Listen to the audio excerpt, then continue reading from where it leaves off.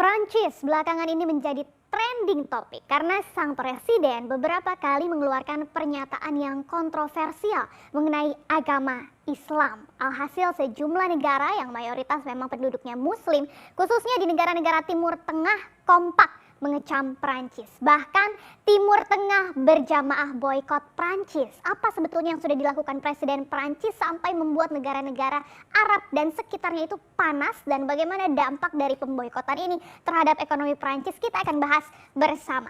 Jadi Presiden Prancis Emmanuel Jean-Michel Frédéric Macron ini memang sudah memicu kontroversi mengenai Islam setidaknya sejak awal bulan Oktober ini ya. Kalau kita ingat dalam pidato utamanya yang fokus memang membahas pertempuran melawan radikalisme Islam di Prancis di awal Oktober kemarin, Macron itu menyebut Islam adalah agama yang sedang mengalami krisis di seluruh dunia. Dan saat itu juga Macron mengenalkan dan menjelaskan ada rencana undang-undang untuk melawan separatisme Islam atau upaya pemisahan sejumlah umat Muslim di Prancis dari persatuan negara. Nah, Macron menyebut undang-undang ini penting untuk dibuat dalam rangka mendorong bentuk Islam yang memang sesuai dengan nilai-nilai republik. Di saat yang sama, Macron ini juga membuat umat Muslim naik pitam karena membiarkan majalah satir yaitu Charlie Hebdo pada saat itu yang sempat menerbitkan ulang karikatur Nabi Muhammad untuk menandai dimulainya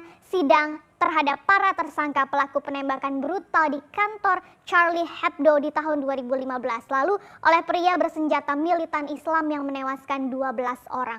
Macron saat itu tidak mau mengecam hal itu karena menurutnya Prancis memiliki kebebasan berekspresi termasuk juga kebebasan pers. Dan yang terbaru yang juga membuat heboh belum lama ini, Macron juga kembali menuai kontroversi karena membela seorang guru di Prancis yang dipenggal setelah menunjukkan kartun Nabi Muhammad di kelas sambil berbicara soal kebebasan. Nah, menanggapi insiden ini, Macron menyebut sang guru ini dibunuh karena kaum Islamis menginginkan masa depan Prancis.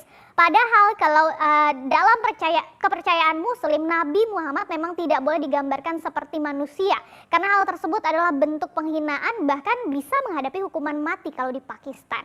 Nah, pernyataan Macron ini sontak menimbulkan pro dan kontra ya. Sejumlah pejabat di Eropa tentu berada di pihak Macron. Sedangkan negara-negara Muslim seperti Iran, Pakistan, dan Turki itu mengecam Macron karena memang dinilai sudah melukai umat Muslim. Bahkan yang terbaru, Indonesia, kita juga baru saja menyatakan sikapnya mengecam Presiden Prancis atas pernyataannya. Nah, berbagai kecaman tersebut ternyata juga sampai berujung pada aksi boykot produk asal Prancis ya. Ada tagar atau hashtag boycott French products yang menjadi viral di media sosial berbagai negara Timur Tengah ya, mulai dari Kuwait, Qatar, Turki, Palestina, Aljazair, Mesir, Yordania, sampai Arab Saudi dan yang lain-lainnya ini menggunakan hashtag boycott French products. Dan beberapa asosiasi perdagangan hingga perusahaan-perusahaan Arab pun mengumumkan sikapnya untuk memboikot produk-produk Prancis. Kita lihat di Kuwait itu ada ketua dan anggota Dewan Direksi dari Al Naim Cooperative Society yang memutuskan untuk memboikot semua produk Prancis dan mengeluarkannya dari rak supermarket mereka.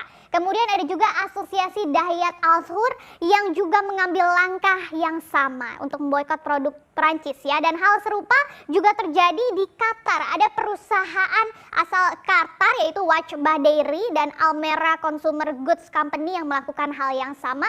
Sementara itu di Turki melalui presidennya langsung, Presiden Erdogan juga meminta warga Turki untuk memboikot produk-produk Prancis setelah menyebut Presiden Prancis sepertinya memerlukan perawatan mental. Nah, menanggapi ini, pemerintah Prancis menilai aksi boikot itu tidak berdasar sama sekali dan harus segera dihentikan. Federasi Pengusaha Prancis juga mendesak perusahaan untuk menolak boikot produk yang dilakukan oleh negara-negara Arab dan menyebut hal ini sebagai tindakan pemerasan. Boikot dianggap hanya memperburuk keadaan, apalagi sejumlah perusahaan di Prancis memang sudah terpukul karena pandemi corona. Nah, kira-kira akan separah apa sih dampaknya ke ekonomi Prancis kalau memang betul-betul masif boikot produk Perancis yang dilakukan oleh negara-negara muslim ya. Sebagai negara yang terbuka dengan total kontribusi ekspor terhadap PDB itu ada lebih dari 30%, maka ekspor Perancis ke negara-negara muslim termasuk di Timur Tengah pasti akan mengalami penurunan ya kalau memang aksi boikot ini serius betul-betul besar. Nah, jika mengacu pada data Observatory of Economic Complexity dari 2018, total ekspor Perancis ke berbagai negara muslim itu totalnya mencapai 41,1 miliar dolar Amerika Serikat atau setara dengan 7,3% dari total ekspor keseluruhan Perancis yang mencapai lebih dari 500 miliar dolar Amerika Serikat ya. Dan 5 besar negaranya kita lihat di sini negara muslim yang menjadi tujuan utama ekspor produk Perancis. Yang pertama ada Turki ya, bahkan sampai 7,17 miliar dolar Amerika Serikat. Kemudian Aljazair, Maroko, Arab Saudi hingga Uni Emirat Arab. Nah, tapi memang banyak pengamat ekonomi yang menilai dampak dari aksi boikot ini sepertinya hanya kecil saja dan bersifat jangka pendek. Karena kalau dilihat persentase ekspor produk Prancis ke negara-negara muslim ini memang masih sangat kecil ya, paling tinggi hanya 1,27%.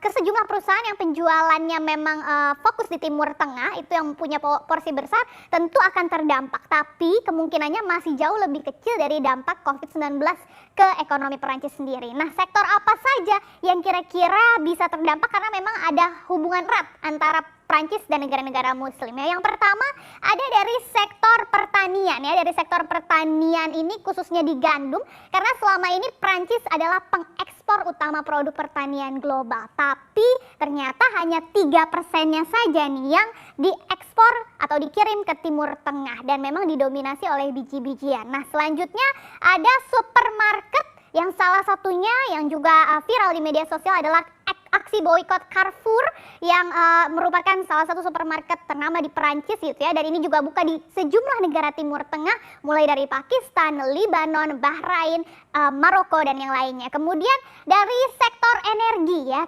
raksasa energi Perancis Total ini juga hadir di banyak negara muslim termasuk Pakistan, Bangladesh hingga Turki, dan begitu juga dengan sektor fashion dan barang mewah seperti produk kosmetik dan perawatan kulit L'Oreal, kemudian juga untuk brand-brand fashion besar seperti Louis Vuitton, kemudian Chanel, Dior dan yang lain-lain. Ini juga ada di beberapa negara muslim, tapi memang Timur Tengah hanya menyumbang sebagian kecil penjualan dibandingkan dengan Amerika Serikat, Asia atau Eropa. Kemudian dari sektor pertahanan dan ruang angkasa, sebagai salah satu negara pengekspor senjata terkemuka di dunia juga, perusahaan asal Prancis Thales ini juga menjual senjata, teknologi penerbangan dan sistem transportasi umum ke sejumlah negara muslim termasuk Arab Saudi, Uni Emirat Arab, Turki hingga Qatar. Kemudian Mesir dan Qatar ini juga ternyata merupakan beberapa negara yang sudah memesan jet militer Rafale dari Dassault, dan ini terakhir ada sektor otomotif. Ini juga ada kaitannya karena produsen mobil Prancis Renault mencantumkan Turki itu sebagai pasar terbesar ke-8 dengan penjualannya di semester pertama tahun ini saja sudah hampir 50.000 unit. Begitu juga dengan PSA ini yang membuat merek-merek seperti Peugeot dan Citroen itu juga memiliki keterkaitan begitu ya antara Prancis dengan negara-negara muslim. Tapi sekali lagi seperti kata ekonom-ekonom atau pengamat-pengamat ekonomi, kalau dilihat dari sektor-sektor ini sepertinya dampak dari boikot berjamaah tadi dari negara-negara muslim terhadap produk Prancis tidak akan terlalu berdampak ke ekonomi Prancis. Tapi biar bagaimanapun juga kita berharap baik Prancis dan negara-negara muslim lainnya menemukan jalan tengah ya, supaya tidak ada lagi keributan-keributan, dan apalagi khususnya di tengah tantangan besar yang sedang kita hadapi saat ini, yaitu pandemi COVID-19.